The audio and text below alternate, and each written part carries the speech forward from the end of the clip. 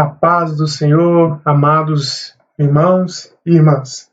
Como tem passado, como foi a sua semana, como foi os seus dias? A paz do Senhor Jesus invada a sua casa neste momento. Eu creio que Ele já está com você, já tem caminhado, você tem caminhado com Ele, pois Ele é um Deus que se relaciona com a sua criação. Meus irmãos, hoje estamos aqui para mais uma aula da nossa escola dominical. Motivo este que estamos tratando da 8ª lição da nossa escola. Hoje iremos tratar do importante tema que já tratamos na lição passada, do trimestre passado, mas iremos reforçar devido à sua importância, que é justamente a respeito da união.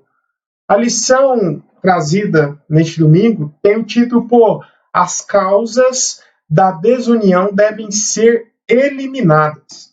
Sendo assim, nós vamos estudar o porquê e como foi provocada essa união e o que estava minando justamente a desunião no povo quando eles voltaram ali da Babilônia.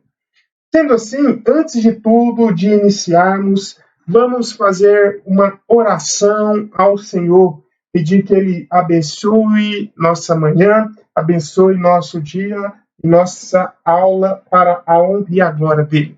Vamos orar. Senhor, meu Deus e meu Pai, louvamos e agradecemos o Teu santo nome, Jesus de Nazaré, por tudo que o Senhor tem feito, por tudo que o Senhor é por nós. Meu Deus, por todas as benevolências, por todas as bênçãos, que a graça do Senhor venha cobrir-nos de bênção, nos encher de, Senhor Jesus, de grande gozo e alegria, porque a Tua palavra é boa, é viva, é eficaz, produz em nós frutos dignos de arrependimento. Que o Senhor, nesta manhã, venha ser comigo, com o meu irmão, venha nos dar graça para que venhamos manifestar a sua boa, perfeita e agradável vontade, Senhor. Meu Deus, pedimos que, neste momento, o Senhor fale conosco, que o Senhor abençoe a palavra. Senhor, meu Deus, que Teu Espírito Santo nos dê condição de manifestar as obras, de manifestar o conhecimento que vem do alto, Senhor, meu Deus. Em nome de Jesus pedimos, louvamos e agradecemos. Amém. Meus irmãos, nesta lição, vamos estudar justamente este ponto, que é as causas da desunião. Nós vamos ver algumas questões que envolvem aquele povo, após a volta do exílio, eles estavam unidos. Haja visto que nós vimos que eles conseguiram ter êxito, lograr êxito na reconstrução do templo, e agora Neemias estava tratando com eles algumas questões particulares, e nós vamos ver que em certo ponto, nós vemos alguns pontos de injustiça que estava minando a união daquele povo, que estava levando os mais pobres, por exemplo, a um caminho que não convém aos santos andar, um caminho que estava causando dores. E assim vemos a figura do grande e importante líder Neemias, que tratou essas questões. O texto áureo nos lembra, lá em Salmos 133, verso 1, que nos diz que quão bom e suave é que os irmãos vivam em união. E é bom, e é suave isso. Isso agrada ao Senhor, a união da igreja. Coisa triste é uma igreja que causa dissensão, que causa problemas de união um para com os outros. São igrejas que às vezes mais matam pessoas do que fazem com que elas vivam a vida eterna. Que estejamos resguardados nisso e vivamos uma vida de união. A verdade prática nos lembra que a união é uma força indispensável para a igreja. É um testemunho diante do mundo e um estímulo para o crescimento das obras de Deus. Ou seja, a união é dispensável para nós. Devemos buscar ter a união para que venhamos crescer como igrejas e como indivíduos que somos diante do Senhor. A leitura bíblica, nós vemos em Neemias, capítulo 5, aí nós vamos ler versículo 1, e depois versículo 6 até o versículo 12. Então vamos ler. Neemias, capítulo 5, do versículo 1, aí depois versículo 6 ao 12. Foi, porém, grande o clamor do povo e de suas mulheres contra os judeus, seus irmãos. Versículo 6. Ouvindo eu, pois, este clamor e essas palavras, muito me enfadei. E considerei comigo mesmo no meu coração. Depois pelejei com os nobres e com os magistrados e disse-lhes: usura tomais cada um de seu irmão. E ajuntei contra eles um grande ajuntamento. E disse-lhes: nós resgatamos os judeus, nossos irmãos, que foram vendidos a gentes segundo as nossas posses. E vós outra vez venderíeis vossos irmãos, ou vender-se-iam a nós? Então se calaram e não acharam que responder. Disse mais: não é bom o que fazeis, porque porventura não devíeis andar no temor do nosso Deus, por causa do opróbrio dos gentios, os nossos inimigos? Também eu, meus irmãos, meus moços, a juro lhe temos dado dinheiro e trigo. Deixemos este ganho. Restituí-lhes hoje, vos peço, as suas terras, as suas vinhas, os seus olivais, as suas casas, como também o centésimo do dinheiro, do trigo, do moço, do azeite, que vós exigis dele. Então disseram: restituir-los-emos, e nada procuraremos dele. Faremos assim como dizeis. Então chamei os sacerdotes e fiz jurar que fariam conforme esta palavra de Deus. Glória seja dada ao Senhor.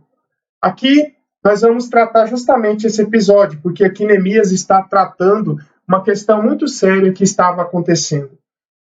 Primeiro, vamos fazer uma pequena introdução, lembrando que os egressos do exílio babilônico, esses judeus que voltaram, estavam todos pensando que quando voltassem, talvez encontrariam uma terra que mana leite e mel. Entretanto, eles se depararam com uma outra realidade, com uma terra que estava prestes a devorá-los, uma terra que estava muito aquém dessa que eles estavam pensando. Sendo assim, como se não bastasse a essas dificuldades, agora eles têm essas dificuldades que eles encontraram com os povos vizinhos, também eles começam a enfrentar questões de injustiça social e desordens que levavam o povo ao nível de desunião e hostilidade. Nessa lição, nós veremos justamente o conflito que surgiu entre as diferentes classes sociais e como o problema foi solucionado. Sendo assim, nós devemos experimentar viver em comunhão.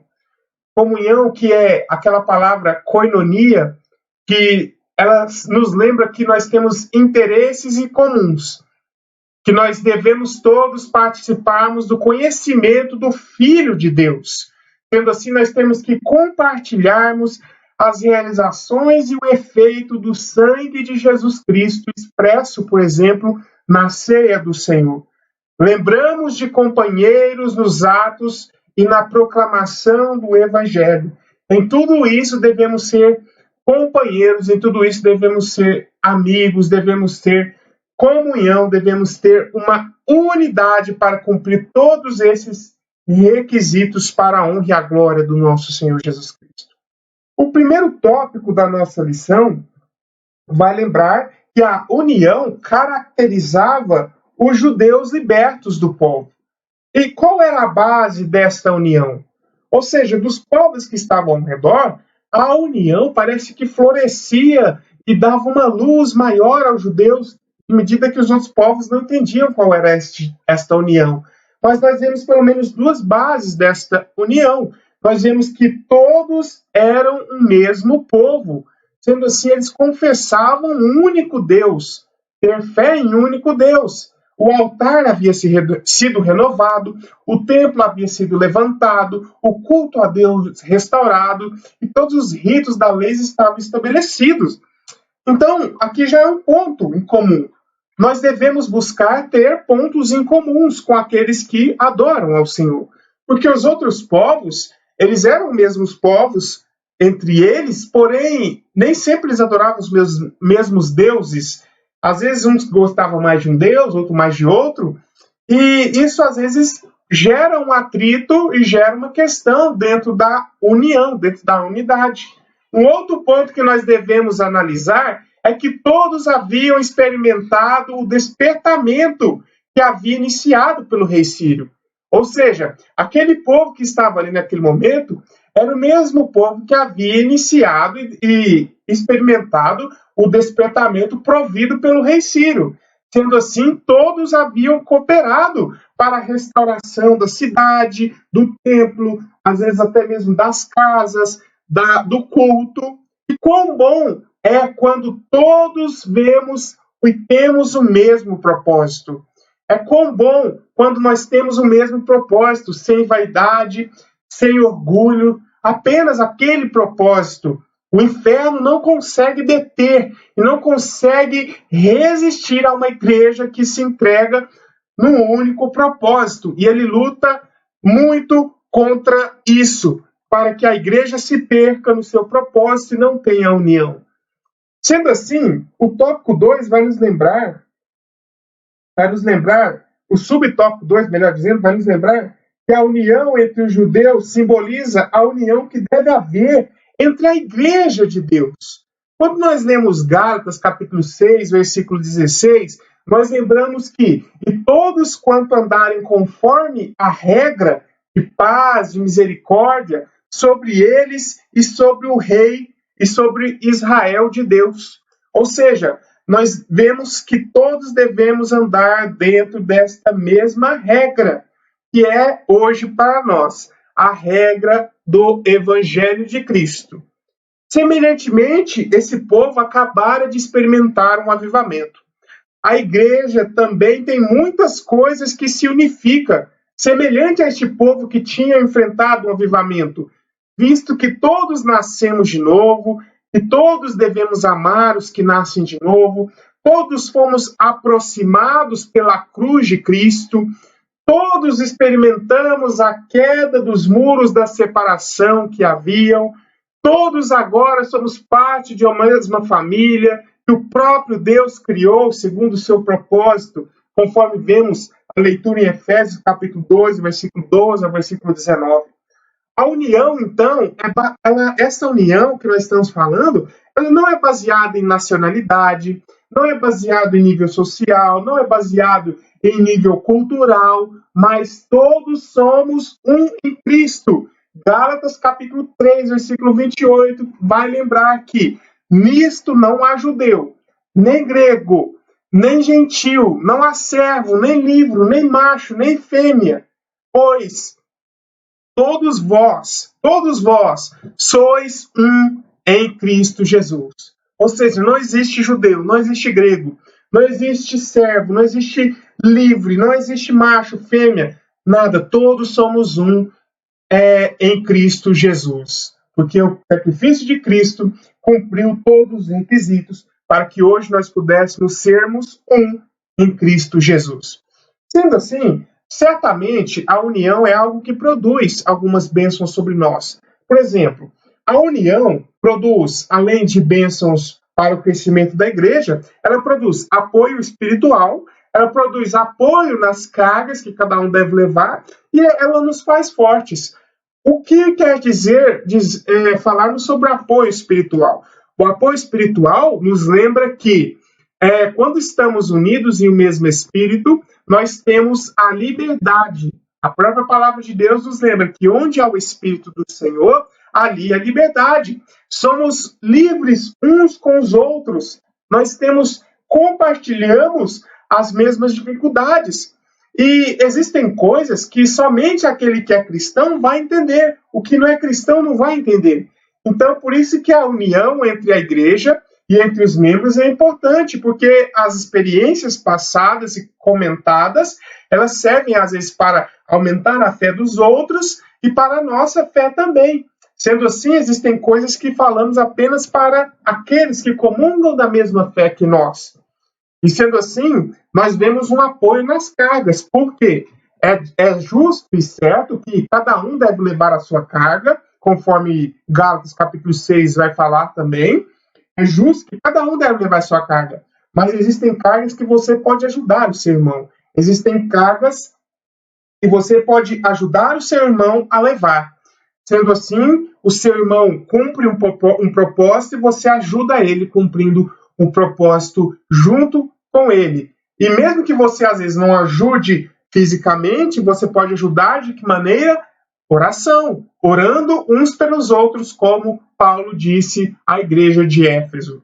E sendo assim, a igreja também, a união, ela nos faz fortes. Conforme o comentarista coloca, ele diz que uma ovelha sozinha é facilmente arrebatada, mas quando está com o rebanho é protegida.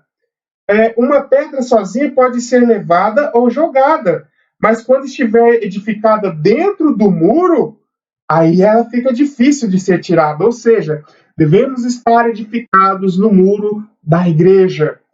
1 Pedro, capítulo 2, versículo 4 e 5, nos diz: E chegando-vos para ele a pedra viva, reprovada na verdade pelos homens, mas para com Deus eleita e preciosa, ou seja, Cristo Jesus.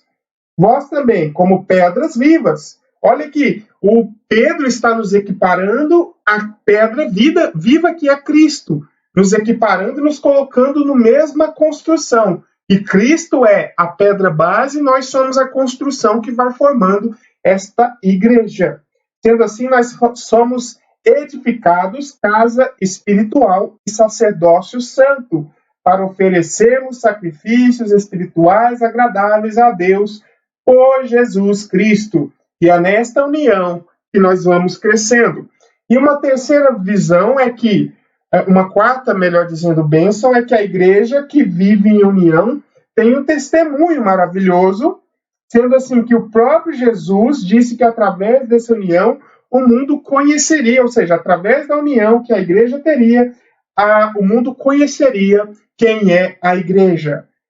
Meus irmãos, o subtópico 3 nos lembra que esta união é uma verdadeira força. Então nós devemos lutar, devemos bradar com fé e com esperança para lutarmos e sermos a verdadeira igreja de Cristo e cumprir esse propósito. E esse propósito exige que nós tenhamos unidade, que é uma doutrina que está exposta nas Escrituras, conforme nós estamos vendo. Nós não podemos nos dispersar, porque se nos dispersarmos, somos presas que podem ser capturadas mais facilmente. Em Eclesiastes, capítulo 4, versículo 12, vai nos lembrar que um cordão de 3 dobras, ele se quebra de maneira mais difícil, ou seja, é melhor estar em dois do que somente um. É melhor estarmos dois unidos do que somente um. Sendo assim, a igreja deve crescer com essa mentalidade. Os judeus, eles só conseguiram ter tanto êxito nas suas empreitadas, nas suas obras, porque eles se mantinham unidos. É verdade também é uma verdade também que é tão profunda que o próprio Jesus, quando teve a sua divindade questionada, lá em Marcos, capítulo 4, versículo 24 e 25, que se repete nos outros dois evangelhos sinóticos. Sendo assim, nesta ocasião, por exemplo, ele estava falando a respeito de uma união. E aqui ele fala que uma casa que não está unida, que não está em união, ela não subsiste. Ou seja, uma casa dividida, ela não subsiste.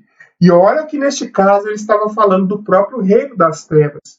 Sendo assim, a união é algo precioso que nós devemos ter, como eu disse, sem vaidades, sem orgulhos, buscar viver a palavra de Deus conforme a vontade do próprio Senhor Jesus Cristo, conforme ele expôs para nós na sua santa palavra.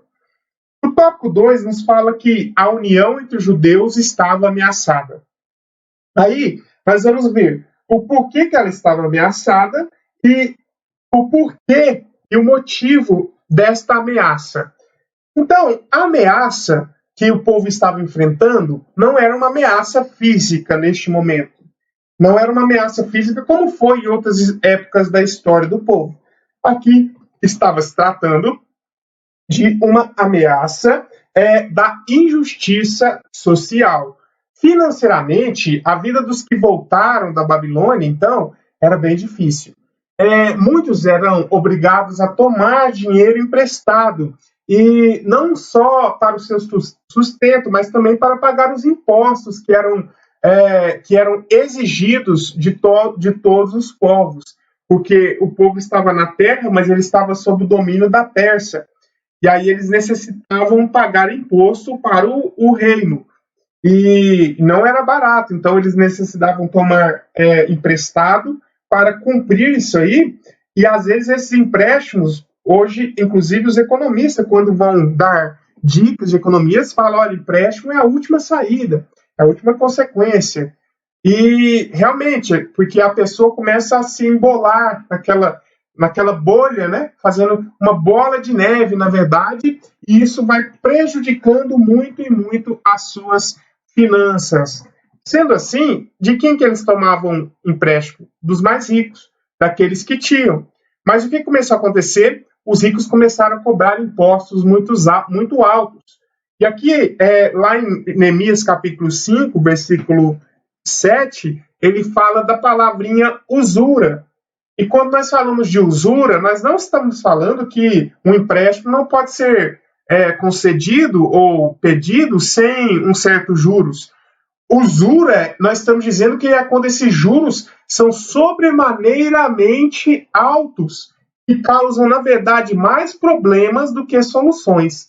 E quem nunca, às vezes, a maioria do povo brasileiro já passou por uma situação dessa de, às vezes, está necessitado, aparece uma oportunidade de empréstimo e, na verdade, quando você for ver, ela é maior, era melhor você não ter pegado emprestado.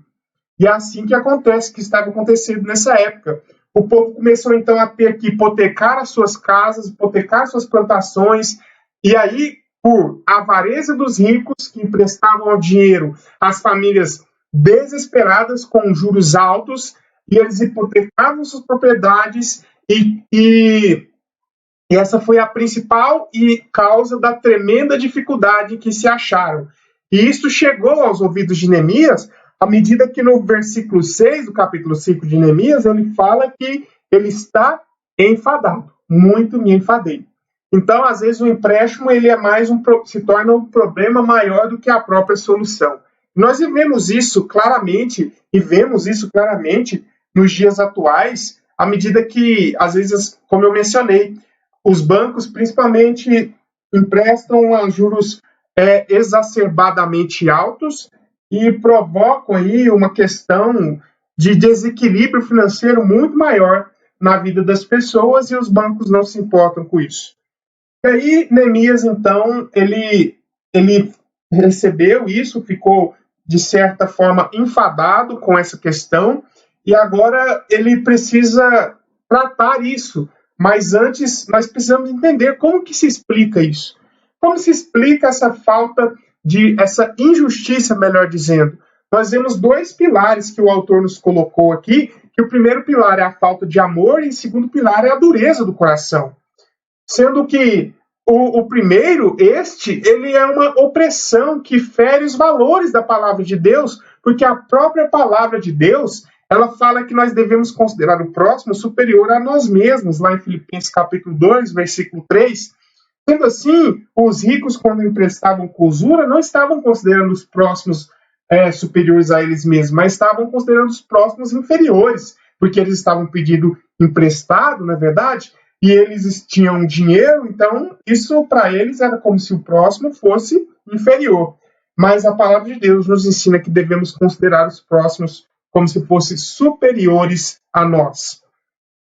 E o outro ponto é que os ricos queriam ficar mais ricos e deixar os pobres mais pobres, e não importava se o povo chorava, se o povo clamava, para os ricos não importava, como vemos em Neemias capítulo 5, versículo 1, ao qual menciona a respeito do clamor.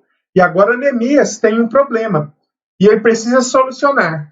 E é justamente isso que o tópico 3 vai dizer. Aí no subtópico 1, mostra como Neemias tratou essa questão. No subtópico 1, 2 e 3. No subtópico 1, nos diz que Neemias convocou um grande ajuntamento, conforme vemos aí em Neemias capítulo 5, versículo 8.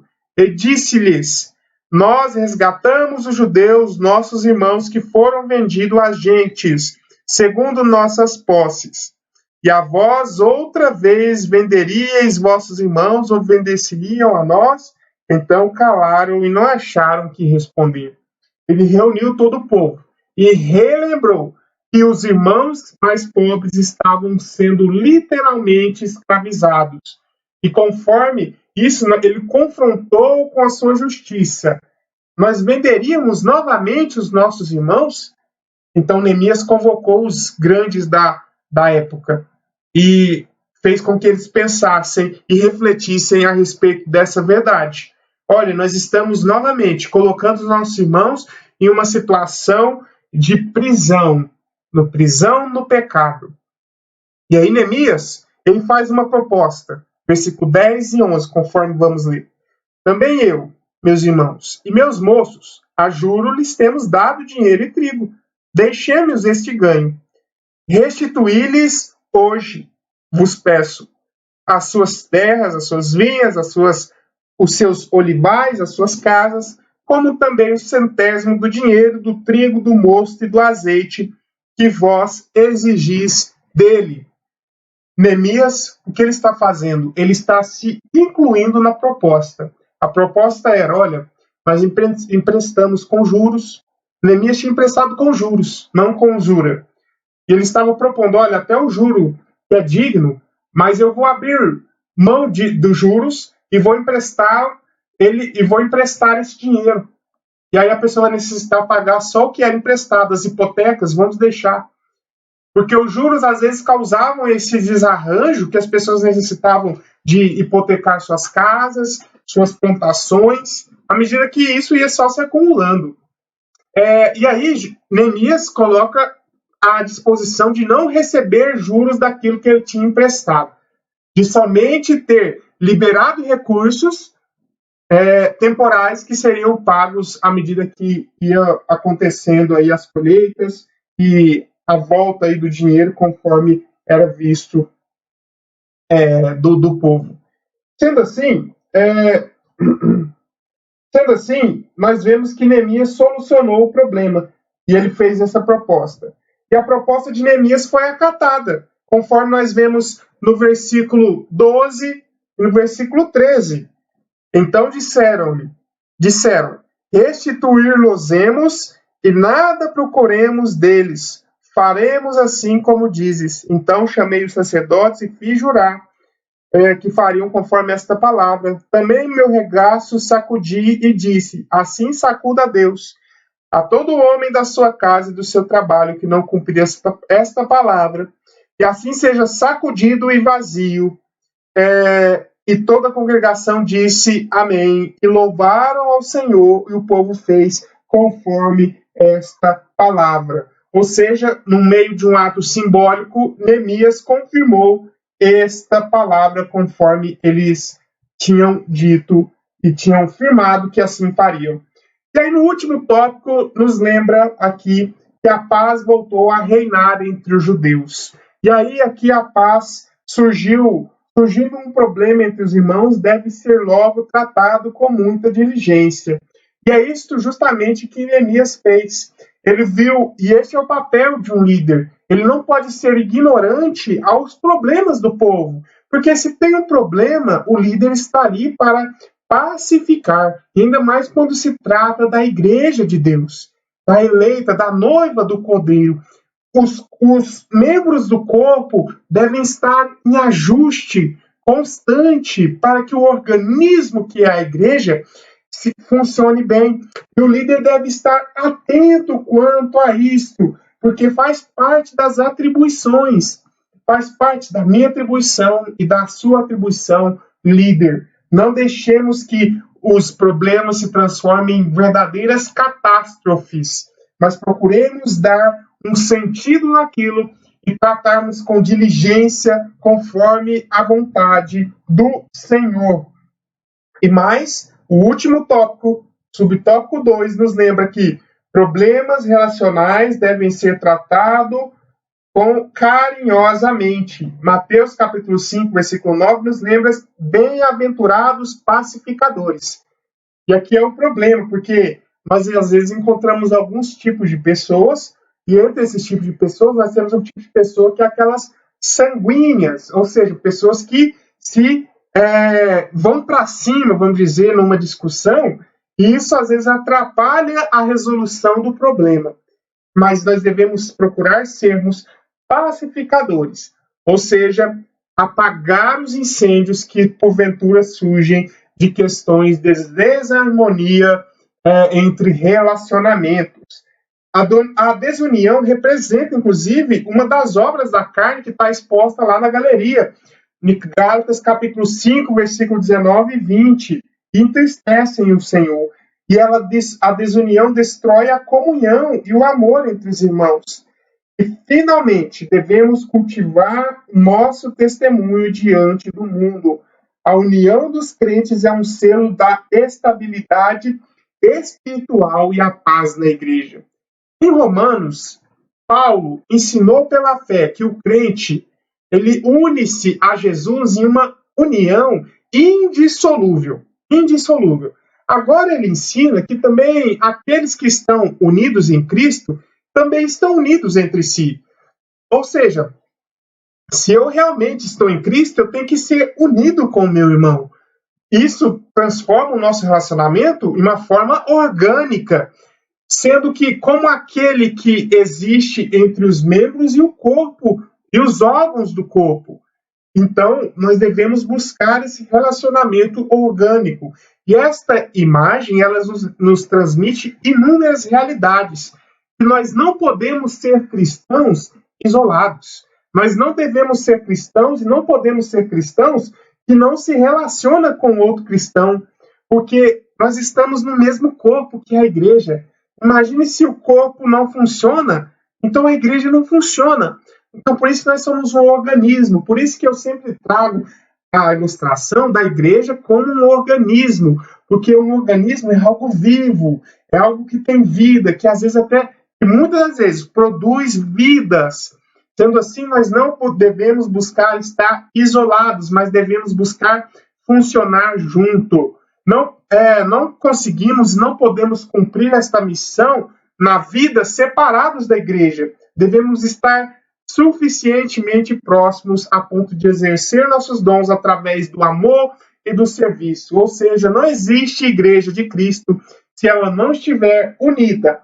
E ela só pode estar unida pela graça mediante o Senhor Jesus Cristo, meus irmãos. Meus irmãos, vamos ficando por aqui.